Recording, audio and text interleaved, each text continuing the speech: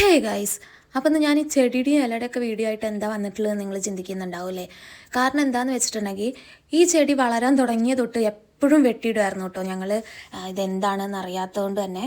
പക്ഷെ ഓരോ പ്രാവശ്യവും ഇത് വെട്ടി മുറിച്ച് മാറ്റുന്ന സമയം തൊട്ടിട്ട് തന്നെ ഇത് നല്ല രീതിക്ക് വളരാൻ തുടങ്ങി. അപ്പം ഇത് എന്ത് ചെടിയാണ് എന്നറിയാൻ വേണ്ടിയിട്ട് ഗൂഗിളിൽ നോക്കിയിട്ടുണ്ടായിരുന്നു.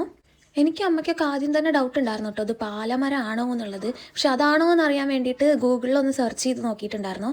അപ്പോൾ നോക്കിയപ്പോൾ തന്നെ ഇത് പാലയാണെന്ന് മനസ്സിലായി.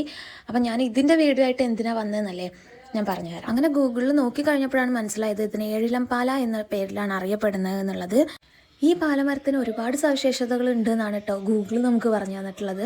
അപ്പോൾ അത് എന്താണെന്നുള്ളത് നിങ്ങൾക്കും കൂടി പറഞ്ഞു തരാമെന്ന് വെച്ചിട്ടാണ് ഞാനിപ്പോൾ ഈ ഒരു വീഡിയോ ആയിട്ട് വന്നിട്ടുള്ളത്. നമ്മുടെ അന്തരീക്ഷത്തിലെ വിഷാംശം വലിച്ചെടുത്തിട്ട് അതിൻ്റെ വേരുകളിൽ കൂടെ ഭൂമിയിലേക്ക് ലയിപ്പിക്കാനുള്ള കഴിവ് ഈ വൃക്ഷത്തിനുണ്ട് എന്നാണ് അറിയപ്പെടുന്നത്. അതുകൊണ്ട് തന്നെ ഇത് പൂത്തു നിൽക്കുമ്പോൾ ഗന്ധം ചില ആൾക്കാർക്ക് അലർജി ഉണ്ടാക്കുമെന്നും പറയുന്നുണ്ട്. മാത്രമല്ല, ഉഗ്രജീവികൾക്ക് വിഷസഞ്ചിയിൽ വിഷം നിറയുമ്പോൾ അത് പാലമരത്തിൻ്റെ വേരുകളിൽ കടിച്ചാണ് വിഷം ഇറക്കുന്നതെന്നും പറഞ്ഞു വരുന്നു. ഇതൊക്കെ അറിയാവുന്ന ഈ പൂർവികർ ഒരു വിശ്വാസം ഈ മരത്തിന് ചാർത്തി. അത് കാവുകളിൽ സംരക്ഷിച്ചു പോന്നു. ഈ മരം രാത്രികാലങ്ങളിൽ വലിയ തോതിൽ കാർബൺ ഡയോക്സൈഡ് പുറപ്പെടുവിക്കും.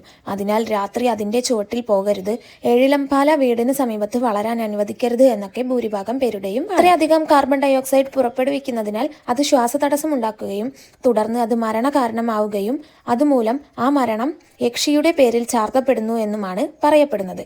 ഈ ഒരു വൃക്ഷത്തെ പറ്റിയിട്ട് നിങ്ങൾക്ക് എന്തെങ്കിലും കൂടുതലായിട്ട് അറിയുന്നുണ്ടെങ്കിൽ താഴെ കമൻറ്റ് ചെയ്തോളൂ കേട്ടോ.